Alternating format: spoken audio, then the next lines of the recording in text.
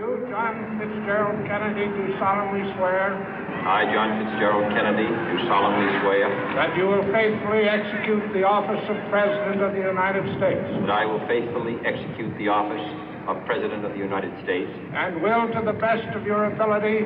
And will, to the best of my ability. Preserve, protect, and defend the Constitution of the United States. Preserve, protect, and defend the Constitution of the United States. So help you God. So help me God.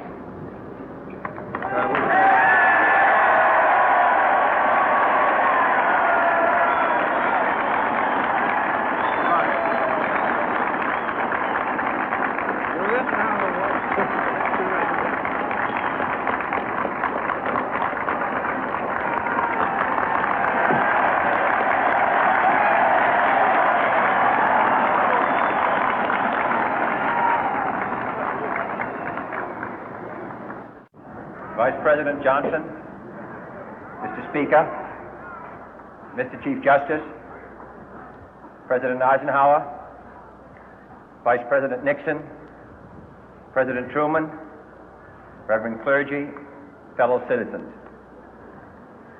We observe today not a victory of party, but a celebration of freedom, symbolizing an end as well as a beginning, signifying renewal as well as change. For I have sworn before you and Almighty God the same solemn oath our forebears prescribed nearly a century and 3/4 ago.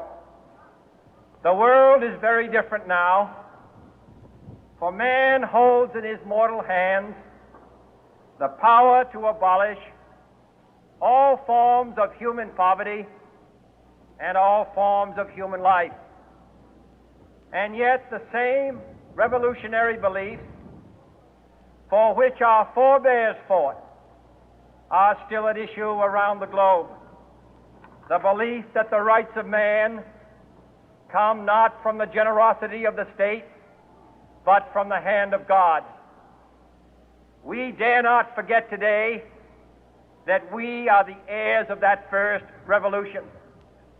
Let the word go forth from this time and place to friend and foe alike that the torch has been passed to a new generation of Americans born in this century, tempered by war, disciplined by a hard and bitter peace, proud of our ancient heritage, and unwilling to witness or permit the slow undoing of those human rights to which this nation has always been committed and to which we are committed today at home and around the world.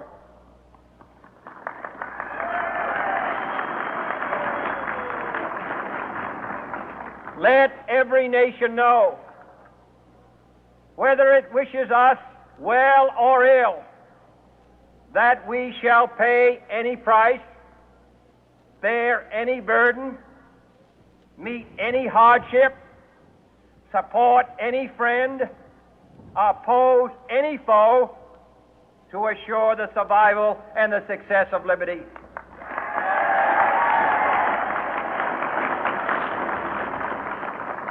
This much we pledge and more. To those old allies whose cultural and spiritual origins we share, we pledge the loyalty of faithful friends. United, there is little we cannot do in a host of cooperative ventures. Divided, there is little we can do, for we dare not meet a powerful challenge at odds and split asunder. To those new states whom we welcome to the ranks of the free, we pledge our word that one form of colonial control shall not have passed away merely to be replaced by a far more iron tyranny.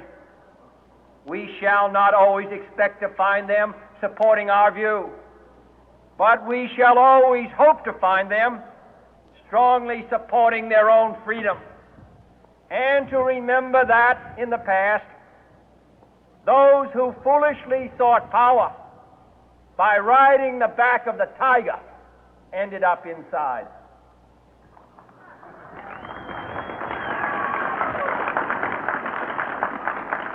To those people in the huts and villages of half the globe struggling to break the bonds of mass misery, we pledge our best efforts to help them help themselves for whatever period is required, not because the communists may be doing it, not because we seek their votes, but because it is right.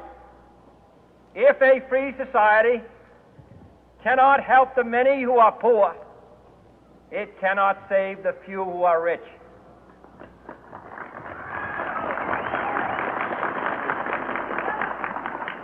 To our sister republics south of our border, we offer a special pledge to convert our good words into good deeds, in a new alliance for progress, to assist free men and free governments in casting off the chains of poverty. But this peaceful revolution of hope cannot become the prey of hostile powers. Let all our neighbors know that we shall join with them to oppose aggression or subversion anywhere in the Americas. And let every other power know that this hemisphere intends to remain the master of its own house.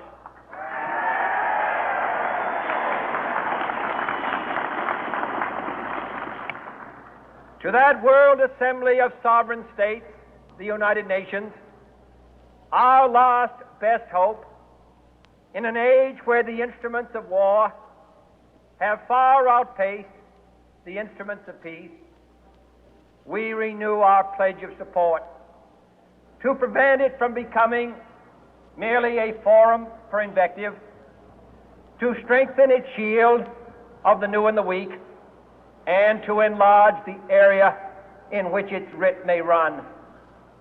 Finally, to those nations who would make themselves our adversary, we offer not a pledge, but a request that both sides begin anew the quest for peace.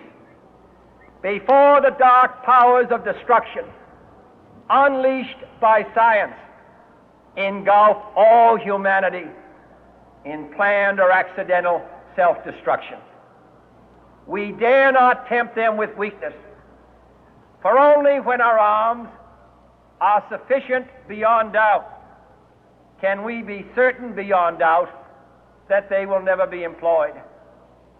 But neither can two great and powerful groups of nations take comfort from our present course, both sides overburdened by the cost of modern weapons, both rightly alarmed by the steady spread of the deadly atom, yet both racing to alter that uncertain balance of terror that stays the hand of mankind's final war.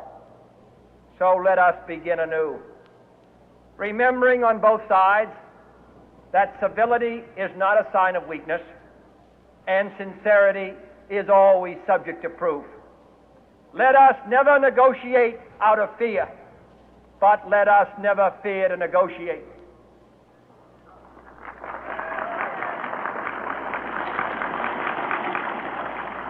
Let both sides explore what problems unite us, instead of belaboring those problems which divide us.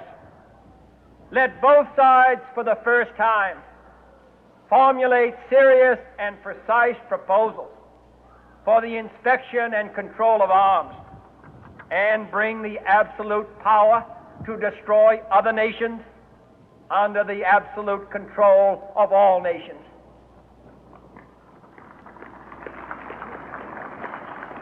Let both sides seek to invoke the wonders of science instead of its terrors.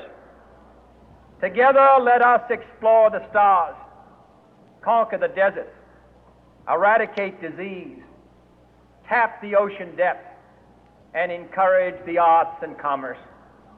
Let both sides unite to heed in all corners of the earth the command of Isaiah to undo the heavy burden and let the oppressed go free. And if a beachhead of cooperation may push back the jungle of suspicion, let both sides join in creating a new endeavor, not a new balance of power, but a new world of law, where the strong are just and the weak secure and the peace preserved. All this will not be finished in the first 100 days, nor will it be finished in the first 1,000 days, nor in the life of this administration, nor even perhaps in our lifetime on this planet. But let us begin.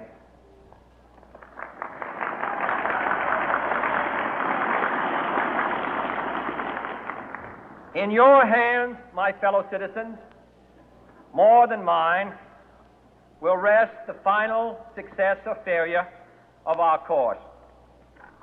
Since this country was founded, each generation of Americans has been summoned to give testimony to its national loyalty.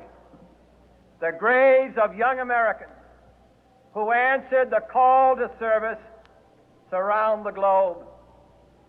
Now the trumpet summons us again, not as a call to bear arms, though arms we need, not as a call to battle, though in battle we are, but a call to bear the burden of a long twilight struggle, year in and year out, rejoicing in hope, patient in tribulation, a struggle against the common enemies of man, tyranny, poverty, disease, and war itself. Can we forge against these enemies a grand and global alliance, north and south, east and west, that can assure a more fruitful life for all mankind? Will you join in that historic effort?